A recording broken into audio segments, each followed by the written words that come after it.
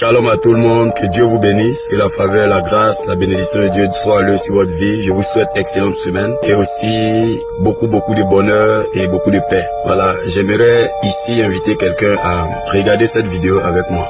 Beaucoup de prophéties peuvent annoncer, il y a les fausses prophéties aussi qui annoncent les troubles. Ces derniers en l'occurrence, qui a annoncé ce qui a fait que la ville était vide, c'est pas les prophéties, Dieu n'a pas parlé. Dieu n'a pas parlé. Non, Dieu n'a pas parlé. C'est pas Dieu qui a parlé. C'est pas Dieu qui a parlé. Ça ne veut pas dire que les gens sont faux. Ça veut dire que les gens... Je vais vous expliquer ce qu'on appelle. Ça veut dire que dans ce temps de la fin, là, les gens prêchent, les gens prophétisent leur propre colère, leur propre frustration. C'est d'autres esprits, mais c'est pas l'esprit de Dieu. C'est pas l'esprit de Dieu. Amen. Oui. Voilà, vous avez vu dans cette vidéo le pasteur qui est en train de manifester une attitude, en tout cas de moquerie, ou je sais pas si c'est un dénigrement ou bien comment on dit ça. En tout cas, il fait son interprétation de la prophétie qui, selon laquelle il n'aurait pas d'élection. Donc tout le monde, les rues étaient vides à cause de cette prophétie. Donc en quelque sorte, il est en train de descendre l'autre pour se positionner lui, selon laquelle et il avait dit qu'il n'y avait rien ou bien il n'y a rien. La parole de Dieu dit il n'y a rien quand on annoncera les troubles. Ceci, là. En bref, moi la sortie que tu viens de faire ici, tu viens de montrer à quel niveau tu es bas. Tu viens de montrer à quel niveau tu es mouillé et à quel niveau tu es une lait pour l'église de Côte d'Ivoire. Tes collègues ont fait culte eux tous. Tout le monde est au courant de ça. Moi-même j'ai fait mon culte hier. Personne n'a parlé de cela. On regarde. Parce qu'avec Dieu là, ces voix là sont insondables. Mais si c'est pas quelqu'un qui a une position, ça veut dire que pendant que lui il a donné sa prophétie, toi tu faisais partie de ceux qui prient pour ne pas que ça s'accomplisse. C'est pourquoi tu es content. Mais c'est pas ce qui m'intéresse. Ce qui m'intéresse ici, c'est le côté où tu dis qu'il y a des gens qui prophétisent avec leur émotion. Partagez la vidéo que ça arrive chez lui. Partagez la vidéo. Je vais l'enseigner. Qu'il aille voir dans le livre de Job. Lui qui a délivré Job de la lèpre qui était sur lui et de la souffrance qu'il avait de plusieurs années là. C'était un jeune. Et quand on parler de jeune, je suis pas sûr que je suis un jeune aussi jeune par rapport à lui. Mais je dis ça dans le sens peut-être du ministère. Écoute, il y a quelque chose ici. Quand tu dis prophétiser avec les émotions, mais c'est que t'es pas prophète. Je viens annoncer à tous ceux qui écoutent ce monsieur là, qui n'est pas prophète. Il s'est autoproclamé. Parce que s'il est prophète, il peut même pas faire sortir une telle chose. Et a dit que il y a des gens qui prophétisent avec leurs émotions. Je te recommande ce livre là, je le mets à l'écran. Les 33 degrés de la prophétie. Faut lire ça, tu vas connaître ce qu'on appelle prophétie. Tu vas connaître ce qu'on appelle le ministère prophétique. Tu vas connaître ce qu'on appelle le don de la prophétie et l'office des prophètes. Tu n'en sais rien. Il y a des prophètes que Dieu fait prophétiser avec leurs émotions. Il y a des prophètes que Dieu fait prophétiser avec leur vécu. Il y a des prophètes que Dieu fait prophétiser avec ce qu'ils entendent. Il y a des prophètes que Dieu fait prophétiser avec ce qu'ils vivent, avec ce qu'ils voient. En parlant d'émotions, le prophète Osée, dans Osée chapitre 1, le verset 2, Dieu lui dit d'aller marier une prostituée pour qu'il ressente ce que c'est que les sentiments, les émotions d'un homme que sa femme trompe. Et la Bible dit, avec ces émotions qu'il ressentait quand la prostituée allait se prostituer, Dieu lui disait de prendre ça pour aller parler à Israël, pour que Israël sache que la prostitution ils sont en train de faire vis-à-vis de Dieu d'Israël, que Dieu n'est pas d'accord avec. Et le prophète pouvait ressentir les émotions là qu'il ressentait au-dedans de lui lorsque cette femme le trompait. Ce sont les émotions. Comment tu peux dire il y a des gens qui prophétisent leurs émotions? Tu as des enseignements à 2 balles, tes prophéties à 2 balles. En tout cas moi, j'ai trouvé qui est la lèpre même, j'ai trouvé. Parce que toi tu as un accès extraordinaire. Ça veut dire que on essaie de parler mon on dit non, mais toi tu montres toujours, tu es celui-là, tu es une version de ce pasteur des réseaux sociaux là, qui n'a même plus le courage d'écrire pasteur sur sa page. Tu es une de ces versions, mais une version améliorée, une version plus développée, une version plus subtile. Donc tu es content. Donc tu faisais partie de ceux-là qui priaient pour que... Mais écoute, Dieu a annoncé à Israël, ou bien à Abraham, que son peuple allait faire 400 années en Égypte. Mais ils sont sortis après 430 années. Donc qu'est-ce que tu appelles la prophétie c'est pas accompli? Qu'est-ce que tu en sais? Si tu étais quelqu'un même qui avait le don de la prophétie, si tu étais quelqu'un qui avait ne serait-ce qu'une petite portion du don de prophétie, tu allais dire à ton nouveau camp, à ta nouvelle écurie, tu allais leur dire, restons vigilants. Parce que Dieu a dit, ceci est une prophétie dont le temps est marqué. Elle s'accomplira. Si elle tarde, elle s'accomplira certainement. Ça veut dire que la prophétie là, elle peut tarder, mais elle va s'accomplir. Donc si tu étais quelqu'un, tu savais quelque chose du prophétique là, tu allais être celui-même qui allait être le plus vigilant. Mais tu es dans ta nouvelle écurie. Je comprends pourquoi quand le président Gbagbo allait dans ton église, il t'a appelé par ton prénom. Il t'a appelé par ton prénom, il n'a pas dit pasteur. Il t'a appelé par ton prénom. Et le peuple était choqué. Ce gars-là, il dit pas ces mots comme ça. Il savait ce qu'il faisait. Et encore, il a fait sortir un autre détail en précisant que depuis 2003, 2004, tu partais à la présidence avec ta guitare. Quand tu as un ministère qui est bâti sur le palais présidentiel en rasant les murs du palais présidentiel. Toi, tu peux pas t'asseoir pour parler de qui est faux, qui est vrai. Toi, tu es vrai en comment? Tu es né en France. Tu es né en France. Tu as grandi à la Palmeraie. Est-ce que tu sais la souffrance que les Ivoiriens vivent? Toi, tu sais pas. Toi, t'as pas souffert dans ta vie. Quand tu as commencé l'œuvre de Dieu là, tu as un passeport français. Tu partais en vacances en Europe, au Canada, où tu voulais aller. Dès que tu as commencé net, tu as pris ta guitare, tu es entré dans le palais des Babos. Ils ont commencé à te financer. Tu as commencé à louer l'école,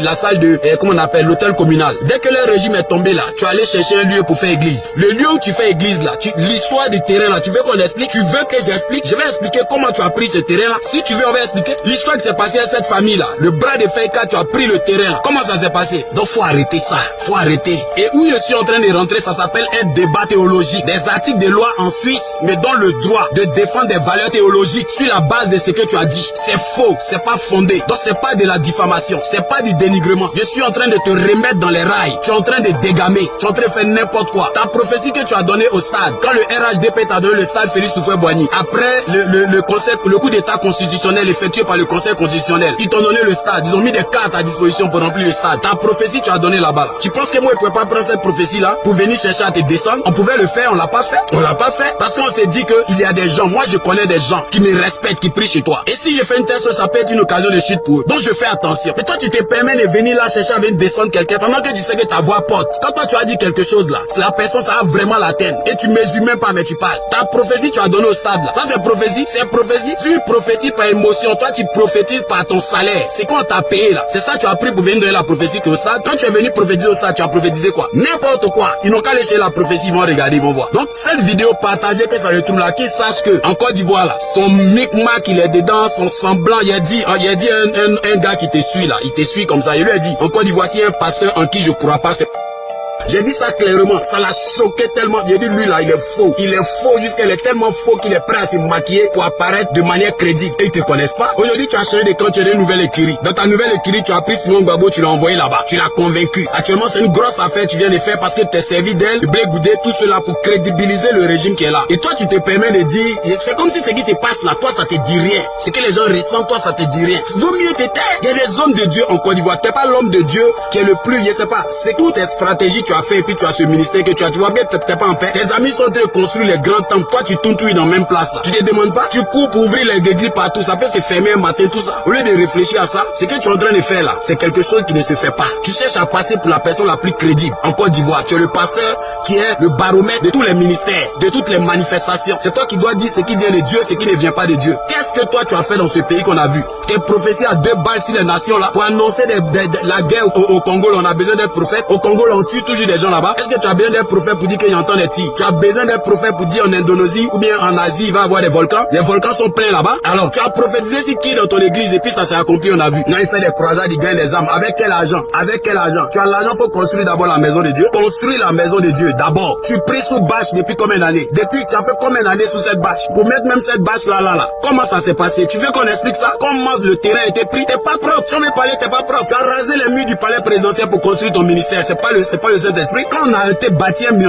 ministère par le Saint-Esprit, on respecte le ministère des autres. On respecte le ministère des autres. Tu viens pas t'asseoir chercher à descendre le gars publiquement et puis tu veux qu'on s'asseye là pour te regarder. Moi je suis avec toi. J'ai trouvé la lèpre de la Côte d'Ivoire. La lèpre de la Côte d'Ivoire là, j'ai trouvé ça, c'est toi. Et puis je demande à toute personne qui regarde cette vidéo, ces partisans là, venez insulter. Je vais vous faire plaisir. Je fais une belle vidéo pour votre pasteur. Comme maintenant il a montré que les débats doctrinaux là, ou bien théologiques là, c'est ouvert, on va faire ça. Qu'est-ce que ça veut dire? Donc faut bien éduquer tes enfants là qui aiment insulter les gens en commentaire. Quand ils vont faire ça, je vais voir ça beaucoup. Je vais programmer un live spécialement pour toi. Et la loi m'autorise. Tant que je ne t'insulte pas, tant que je viens pour déconstruire la fausse doctrine que tu répands, je suis dans mon droit théologique parce que la loi m'autorise au débat théologique. Donc c'est sur ça on va partir. Élie a prophétisé la famine dans le pays. C'était sur la base de quoi? C'était sur la base du désordre qui était dans le pays. Est-ce que cette famine là, il a prophétisé parce que Dieu l'a envoyé? 1 Roi chapitre 17. Il a prophétisé ça parce que Dieu l'a envoyé? Il n'a pas prophétisé ça parce que Dieu l'a envoyé. Il a prophétisé parce qu'il a vu que le peuple vivait dans la débauche. Ils étaient dans l'idolâtrie, ils vivaient n'importe comment, contrairement à la voix de Dieu. C'est ces émotions qui ont déclaré et puis le ciel s'est fermé. C'est pourquoi lui-même il était condamné dans les conséquences de sa déclaration jusqu'à ce que Dieu lui dise va au torrent de Kérit où j'enverrai des corbeaux pour te nourrir. De quoi est-ce que tu parles? Quand Élie partait faire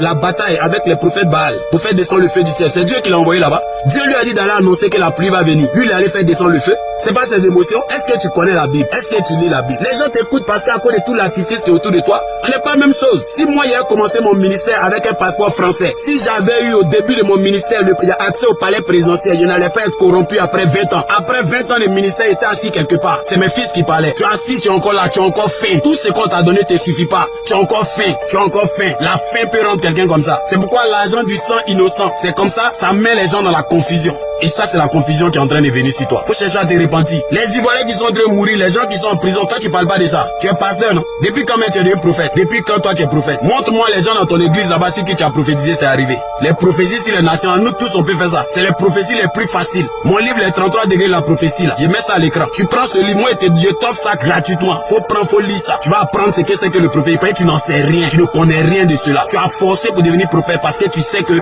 la voix prophétique est importante en Côte d'Ivoire. Et tu sais que si tes positions là, ça va te rendre important, ça va te faire écouter et les autorités vont te consulter. Tu t'es placé là en lançant un programme appelé École des prophètes que tu as commencé depuis, c'est pas 2016 ou bien c'est pas quelle année, 2017. Tu as commencé à déconstruire le ministère prophétique, descendre les prophètes, démystifier les prophètes pour ne même pas qu'on les respecte, pour que maintenant ce soit toi, celui-là qui connaît tout du prophétique. Et tu sais rien du prophétique, et tu sais rien.